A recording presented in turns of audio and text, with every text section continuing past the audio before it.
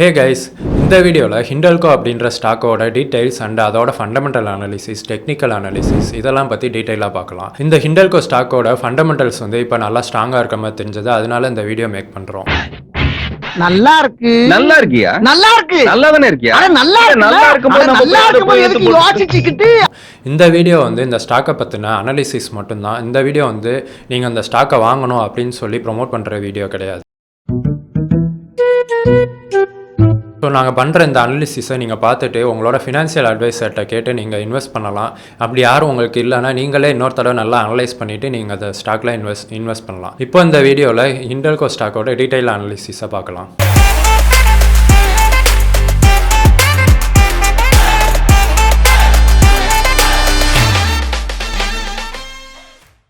Hindalco industries limited இது வந்து ஆதித்யா பிர்லா குரூப்பில் உள்ள ஒரு சப்சிடரி கம்பெனி. இது வந்து அவங்களோட குரூப்பில் உள்ள ஒரு ஃப்ளாக்ஷிப் கம்பெனியாக இருக்குது. இவங்க வந்து காப்பர் அண்ட் அலுமினியம் இதெல்லாம் மெயினாக மேனுஃபேக்சர் பண்ணுறாங்க. இவங்களோட மெயினான ப்ராடக்ட்னு பார்த்தோன்னா அலுமினியம் சீட்ஸை யூஸ் பண்ணி ஃபுட்டு அப்புறம் ட்ரிங்க்ஸ் இதெல்லாம் வந்து ஸ்டோர் பண்ணுறதுக்கான அலுமினியம் ஃபாயில் அப்புறம் கேன்ஸ் இதெல்லாம் வந்து முக்கியமாக மேனுஃபேக்சர் பண்ணுறாங்க. அது மட்டும் இல்லாமல் இவங்க முக்கியமான சில கெமிக்கல்ஸ், ஃபெர்டிலைசர்ஸ் அண்ட் ஆசிட்ஸும் வந்து மேனுஃபேக்சர் பண்ணுறாங்க. இவங்க மேனுஃபேக்சர் பண்ணுறதுல ரொம்ப முக்கியமான கெமிக்கல்னு பார்த்தோன்னா கால்சைட் அலுமினா. இது வந்து கிரைண்டிங் மீடியாவில் அதுக்கப்புறமா வந்து வாட்டர் ரெசிஸ்டன்ஸ் காம்போனன்ட்ஸ் இதெல்லாம் வந்து மேனுஃபேக்சர் பண்ணுறதுக்கு யூஸ் ஆகுது. இந்த கம்பெனியோட ஹெட் குவார்ட்டர்ஸ் வந்து மும்பையில் இருக்குது. அண்ட் Hindalco வந்து பார்த்தோன்னா ரோலிங் அலுமினியம் ப்ரொடியூஸ் பண்ணுறதுல வேர்ல்டுலேயே one of the largest aluminium கம்பெனியாக இருக்குது. அது மட்டும் இல்லாமல் ஏசியாவிலேயே பிக்கஸ்ட் பிரைமரி அலுமினியம் ப்ரொடியூசராக இவங்க இருக்காங்க. தென் அலுமினியம் ரீசைக்கிள் பண்ணுறதுலேயும் வேர்ல்டில் ஒரு ஒன் ஆஃப் த பிக்கஸ்ட் கம்பெனியாக Hindalco இருக்காங்க. அதுக்கப்புறமா காப்பரை வந்து உருக்கிற ஃபேக்டரி படி பார்த்தோன்னா ஏசியாவிலேயே இவங்களோட ஃபேக்ட்ரி தான் பிக்கஸ்ட் ஃபேக்டரியாக இருக்குது.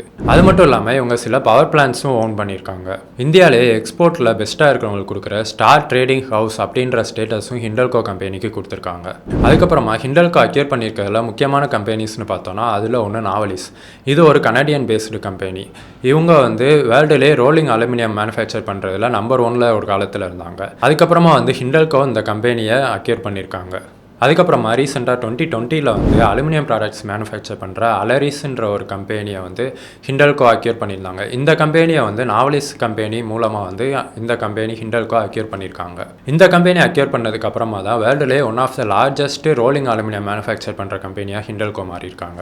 இப்போ இந்த Hindalco கம்பெனியை ஃபண்டமெண்டலாக அனலைசிஸ் பண்ணலாம். இதோட மார்க்கெட் கேபிட்டல்னு பார்த்தோன்னா 96,000 crores மேலே இருக்குது. இதோட ஸ்டாக் பிஇ ரேஷியோ வந்து 6.41 இருக்குது. இதை இண்டஸ்ட்ரியல் பிஏவோட கம்பேர் பண்ணோன்னா இண்டஸ்ட்ரியல் பிஇ வந்து 14.7 இருக்குது. ஸோ நல்லா பார்த்தோன்னா ஸ்டாக்கோட பிஇ வந்து இப்போ ரொம்பவே கம்மியாக இருக்குது. ஸோ இது வந்து கொஞ்சம் வளர்கிறதுக்கு நிறையா பொட்டன்ஷியல் இருக்கிற கம்பெனியாக இருக்குது. அதுக்கப்புறமா ஸ்டாக்கோட இபிஎஸ் பார்த்தோன்னா 67 rupees இருக்குது. இது வந்து உண்மையிலே ஒரு ரொம்ப நல்ல இபிஎஸ். அப்புறம் ஸ்டாக்கோட புக் வேல்யூ பார்த்தோன்னா 348 rupees இருக்குது. ஸ்டாக்கோட ப்ரைஸுக்கும் புக் வேல்யூவோட ப்ரைஸுக்கும் ரொம்ப டிஃப்ரென்ஸ் இல்லாமல் இருக்குது. அப்புறம் கம்பெனியோட ரிட்டர்ன் ஆன் ஈக்விட்டி பார்த்தோன்னா 18% ஒரு நல்ல ரிட்டர்ன் ஆன் ஈக்விட்டியோட இருக்குது. அப்புறம் இந்த கம்பெனியோட டிவிடெண்ட் ஈல்டு வந்து 0.93% இருக்குது. தென் இந்த கம்பெனியோட 52 வீக் லோ பார்த்தோன்னா 309 rupees, ஹை பார்த்தோன்னா 636 rupees-ஆக இருக்குது. இப்போ வந்து ரொம்ப லோவும் இல்லாமல் ஓரளவுக்கு பை பண்ணக்கூடிய ப்ரைஸில் 428 rupees-ல வந்து இந்த வீடியோ ஷூட் பண்ணுறப்போ இந்த கம்பெனி ட்ரேட் ஆகிட்டு இருக்கலாம். இப்போ கம்பெனியோட ப்ராஃபிட் லாஸ் ஸ்டேட்மெண்ட்டை பார்க்கலாம். ஃபஸ்ட்டு குவார்ட்டர் ஆன் குவார்ட்டர் பார்த்தோன்னா கம்பெனியோட சேல்ஸ் அதாவது ரெவன்யூ வந்து நல்லாவே இம்ப்ரூவ் ஆகிருக்கு. ஒவ்வொரு குவார்ட்டரும் வந்து இம்ப்ரூவ் ஆகிட்டு இருக்கதை பார்க்கலாம். அப்புறமா அதோட நெட் ப்ராஃபிட்டை பார்த்தோன்னா அதுவுமே ஒவ்வொரு குவார்ட்டருக்கும் வந்து இம்ப்ரூவ் ஆகிருக்கு. எந்த குவார்ட்டர்லேயுமே வந்து டிக்ளைன் ஆகலை, ஒவ்வொரு குவார்ட்டருக்கும் இம்ப்ரூவ் ஆகிட்டு இருக்குது. தென் ஆனுவலாக இப்போ பார்த்தோன்னா கம்பெனியோட ரெவன்யூ வந்து மார்ச் 2021 வந்து 1,32,000 crores கிட்ட இருக்குது. அதே இது மார்ச் 2022 வந்து 1,95,000 crores வரையா வந்து நல்லா இம்ப்ரூவ் ஆகிருக்கு. தென் கம்பெனியோட நெட் ப்ராஃபிட்னு பார்த்தோன்னா லாஸ்ட் இயர் மார்ச் 2021 வந்து 5,200 crore கிட்ட இருந்திருக்கு. இதே இது இந்த இயர் பார்த்தோன்னா மார்ச் 2022 14,200 crore வரையா வந்து நெட் ப்ராஃபிட் வந்து இன்க்ரீஸ் ஆகிருக்குது.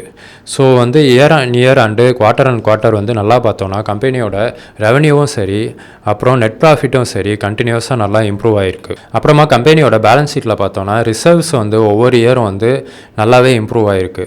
தென் லயபிலிட்டிஸ் வந்து இன்க்ரீஸ் ஆகிருக்கு. ஆனாலும் வந்து ரிசர்வ்ஸ் வந்து அண்டு சர்ப்ளஸ் வந்து கம்பெனி வந்து நிறையா வச்சுருக்காங்க. அப்புறம் கம்பெனியோட கேஷ் ஃப்ளோன்னு பார்த்தோன்னா ஆப்ரேட்டிங் ஆக்டிவிட்டீஸில் நல்லா இருக்குது. அப்புறம் இன்வெஸ்டிங் ஆக்டிவிட்டீஸ், ஃபினான்சிங் ஆக்டிவிட்டீஸில் வந்து நெகட்டிவில் இருக்குது. இதில் ஃபினான்சிங் ஆக்டிவிட்டீஸில் நெகட்டிவில் இருந்தாலும் பரவாயில்ல. ஏன்னா கம்பெனிஸ் வந்து நிறையா ஷேர் ஹோல்டர்ஸ்க்கு டிவிடெண்ட் பே பண்ணியிருப்பாங்க. ஸோ நெட் கேஷ் ஃப்ளோ பார்த்தோன்னா 3,300 crores இருக்குது. அப்புறம் கம்பெனியோட ஷேர் ஹோல்டர்ஸ்னு பார்த்தோன்னா எப்போயுமே வந்து ஒரு கம்பெனியில் அதோட ப்ரொமோட்டர்ஸ் வந்து நிறையா ஹோல்ட் பண்ணியிருந்தாங்கன்னா அது வந்து அந்த கம்பெனிக்கு வந்து கொஞ்சம் ஹெல்த்தியாக இருக்கும். இந்த கம்பெனியில் பார்த்தோன்னா 34.6% வந்து ப்ரொமோட்டர்ஸ் ஹோல்ட் பண்ணியிருக்காங்க. ஸோ வந்து ப்ரொமோட்டர்ஸ் இவ்வளோ ஸ்ட்ராங்காக இருக்கிறதுனால இந்த கம்பெனி வந்து ஃபண்டமெண்டலாகவும் ஸ்ட்ராங்காக இருக்கும். தென் எஃப்ஐஐ வந்து 24% ஹோல்ட் பண்ணியிருக்காங்க. எஃப்ஐஐயோட ஹோல்டிங் வந்து கொஞ்சம் கம்மியாக இருக்குது, ரீசெண்டாக 2% கம்மியாக இருக்குது. அண்டு டிஐஐ பார்த்தோன்னா டொமஸ்டிக் பார்த்தோன்னா 21.53% வந்து ஹோல்டிங் வச்சுருக்காங்க.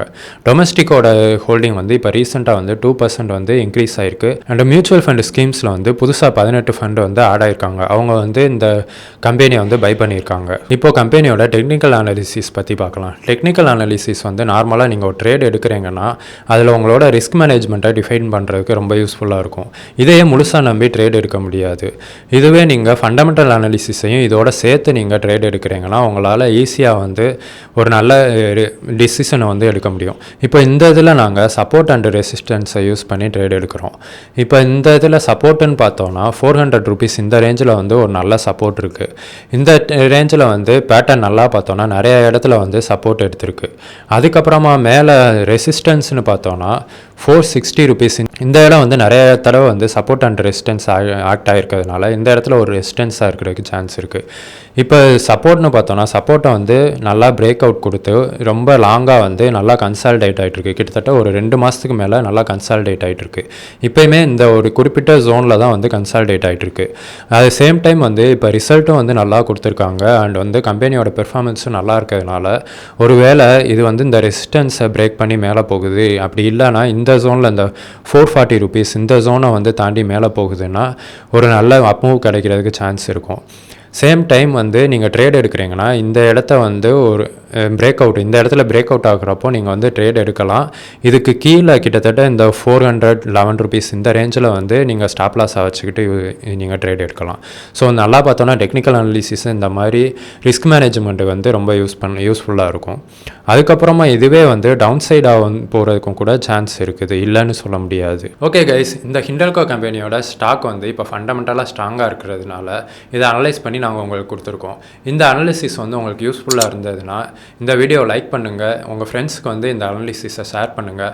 அண்ட் இதே மாதிரி தொடர்ந்து வந்து ஸ்டாக் அனாலிசிஸ், அப்புறம் நிஃப்டி பேங்க் நிஃப்டி அனாலிசிஸ், அப்புறம் ஷேர் மார்க்கெட், கிரிப்டோ கரன்சி இதெல்லாம் பார்த்தினா இன்ட்ரெஸ்டிங்கான கண்டென்ட்லாம் உங்களுக்கு வேணும்னா இந்த சேனலை மறக்காமல் சப்ஸ்கிரைப் பண்ணுங்கள். தேங்க்யூ.